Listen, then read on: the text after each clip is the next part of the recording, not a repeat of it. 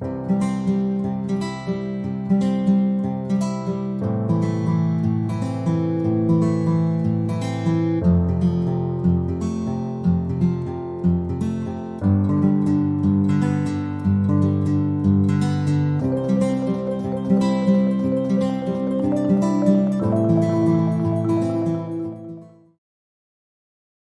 you so much. Yes, thank you.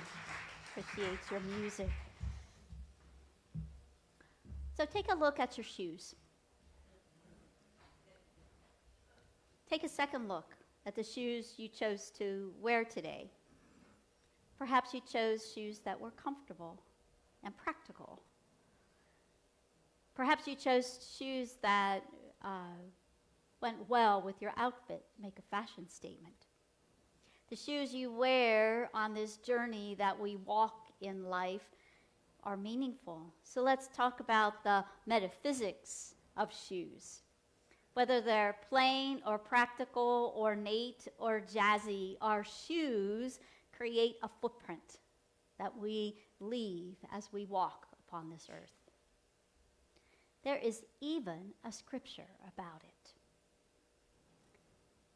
It's the Song of Solomon. It's a love song.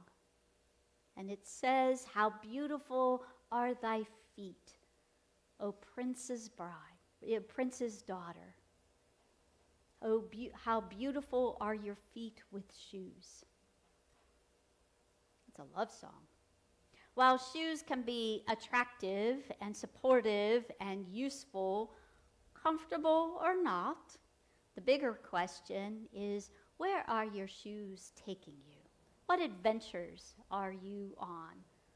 And the adventures of our shoes begin when we are babies, when we first learn to walk. Many of us wore those white high-top shoes to support our ankles. Our first shoes, our baby shoes, may have been those stride rights as we learned how to take the right stride. We walked tumbling often, most of us, and we learned to walk with our arms balancing us, keeping us upright. And when we fell, we were young and resilient, so we got right back up and kept going. These first steps that we take in our baby shoes are replicated with each phase and each growth cycle of life. With each adventure we partake in, we learn our strength. We learn our ability to recover and tenacity and practice. By doing a task over and over, we learn that we can accomplish anything that we choose to with practice.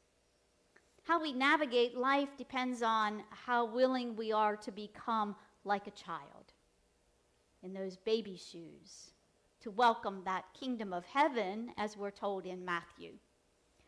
The kingdom of heaven is that realm of divine ideas, that realm within. It's our inner self and our divinity. As we become like a child, we find that field of infinite potential, infinite possibilities. And we take that first step in life with every phase of our life, from infant to adolescent, to teen, to adulthood, from single to married, and for some of us back to single again, and from individual to family, to midlife, and to senior. Each of these thresholds bring a time that we once again put on those high-top baby shoes. We take a few steps in this new phase of life, and perhaps we stumble and fall, but we get back up. We gain our balance. We find our feet and our strength, and then we find the joys in every phase, every part of life. So these baby shoes led me to my next favorite shoes, which were the running shoes. Running shoes have been very meaningful in my life. For many, many years, I carried my running gear in my vehicle so that if I had the urge or the opportunity for a run, I was ready and I could run wherever I was. And that urge and opportunity happened often. For many years, my husband at the time and I ran together. We raced together. We ran for fitness and for fun. It was a mainstay of our life. And then children arrived. So we began to run solo so that there was always someone home with the children. And as life happens, as it's sure to, those forever vows dissolved, and I found myself still running.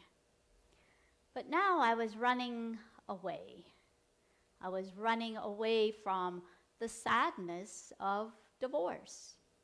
I ran away from the fear of how was I possibly going to raise 3 children in a household with myself.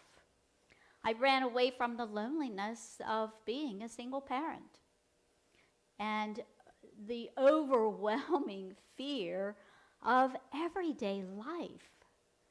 That idea of being divorced and a single parent hung over me every single day, every decision I made, everything that I did. I ran further and further, and looking back on those very uncertain days, I now see that even when I was running away from everything, little by little, my heart was beginning to mend. Little by little, my heart was being knit back together again. Slow and steady was the process. I could see with my children that we were beginning to form a family unit, the 4 of us, redefined as a family, but a family nonetheless. And I could feel once again joy in my life. Now, rather than running away from life, I was running towards life and a future. Jeremiah 29:11 began to inspire me every single day. And it says, "For I know the plans I have for you, declares the Lord. Plans to prosper you and not to do harm. Plans to give you hope and a future." I clung to those words. I counted on those words being true and right and carrying me. And what the future held was still very unknown, as it is for all of us, but I was no longer paralyzed with fear. I had hope. I was filled with more anticipation, wondering what might come next in the future. So I began to run towards the goodness of life. I ran towards love and joy and happiness. I'm much older now. I still wear running shoes, but my pace has slowed from running to walking. And I walk through my days in the world with a clear purpose. And my purpose is a purpose that you all might share. My purpose in this world is to be the presence of love. That greatest commandment, that new commandment, we're told it twice, to love one another. And if we do that, if that is the incentive, if that is the motivation behind everything that we do, that's a pretty good purpose, I think. And I try to walk gently and mindfully, and sometimes I do, and then sometimes I stomp through the day. I can hear my own footsteps. I can feel me hitting the earth hard.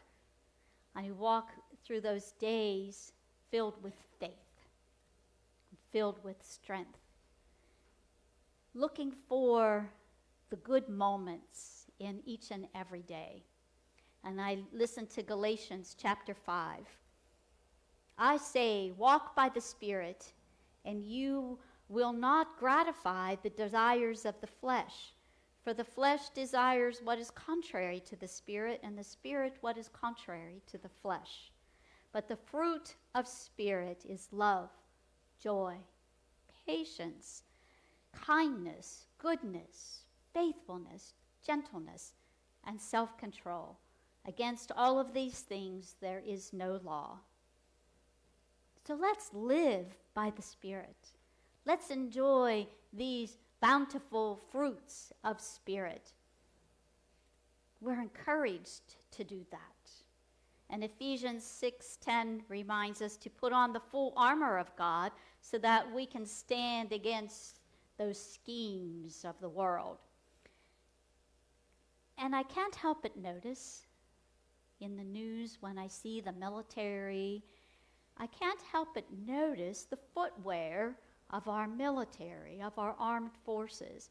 They wear combat boots, heavy-duty footwear for heavy-duty jobs, rugged boots with thick treads that keep them ready to go to war, ready to fight what is seen as the enemy on any terrain in any place in the world. So those combat boots made me wonder, what battles are you and I fighting? What personal battles do we fight? How often do we wear imaginary combat boots, ready to do battle with the world, ready to do battle with ourselves? How often do we wear that? How often do we feel that we need to fight either real or imagined battles and wars? And then how I show up in life. What if I turned my inner battles or external battles into opportunities? What if I chose to see the goodness in others? Now, personally, here in this room, it's really easy to see your goodness. You all show up so bright and shiny on Sunday. But then I go out there. It's not always easy to see the goodness in every person. I see the news. I hear the sound bites. It's not always easy. What if, as I walk through the world, I share my faith and strength with the world and contribute that? What if I grow and stretch myself? You know, I think of Gumby. Do you remember Gumby? Man, you could twist and turn every part of Gumby in any direction you wanted, and that Gumby would just come right back to shape. What if I showed up in life becoming my greatest possible expression of the divine? Just moments ago, we acknowledged that in ourselves and in each other. What if we lived into that every single day? Not just when it's easy, but when those challenges of life show up. God's present there too. We say that we believe that every Sunday when we recite our principles. So rather than fighting our way through life as though it were a war, perhaps we could breathe into the challenges and yield to the good that may be hidden in those challenges, that gem that we get to excavate, that morsel of goodness that we get to see in those disappointments, in the losses, physical, emotional, or spiritual challenges. I don't know about you, but I see some challenging days. Just this very week, we've had some challenges. And because we are alive, because we are here on this earth, we are part of that. And we get to choose how we show up for that. If I am dressed and armed for battle, battle I am going to see. If I am armed with spirit and cloaked in love, I just might have a chance to see something else. I'm never going to minimize or bypass the difficulties of life. Never going to do that. They're real. Not going to negate the days that are hard, because there are just hard days. And when we're living in our world conscious of the struggles of our brothers and sisters across the world, we can't help but have feelings about that. So I'm never going to make that minimal. But I will acknowledge that for each part of the totality of life, of this wholeness of life, how I respond to what's happening in life is probably the most important. How I respond is important for my spiritual growth, to build my resilience, and the meaning that I give each moment. And that is Unity's third principle, that we co-create our lives by our thinking. So are our feet donned with combat boots or wingtips and stilettos? Now these are what I call the fancy shoes of life. These are some of my favorites. I call them the fancy ones because they're the ones that we tend to wear on special occasions. The graduations, the weddings, etc., etc. These are the shoes with the bling and the buttons and the bows and the lace and the shine. I enjoy them so very much. Sometimes these wingtips and stilettos carry us into the places where we think we're supposed to be, the places where we think we should be. We had quite a discussion about should in the book study this morning.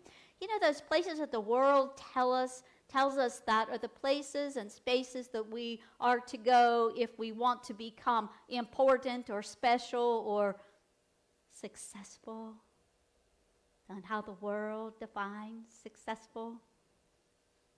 What I have found that the stilettos carried me into places that were times and space for me to grow into the space. So learning to walk in high heels happened as a very, very young girl when I raided my mom's closet. You know, back in the 50s, those heels were high and spiky, and I loved walking around the house clomping in her heels. So I learned that early on. But learning to be comfortable and to claim our divinity and to live it out loud, regardless of the audience, regardless of the group that we're in, takes some practice. Because when we're in unity, our beliefs might be different than our neighbors. Our beliefs might be different than our families. And of course we want to fit in. So we get to practice how to use our principles and the language that we use. We can be drawn into bigger and more expanded versions of ourselves.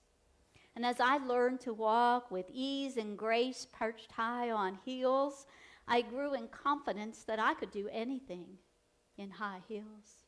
I could do anything that I wanted. So in real life, this translates in we can do anything when we live from that divine of ourselves, when we remember who and what we truly are. We are beloved of the most heavenly high. We are beloved of God. We are made in that image and likeness of God. Do we live that? Do we really believe that in a way that is the source of energy of our day? Trusting and holding faith that the universe is supporting and honoring us each and every step of our way.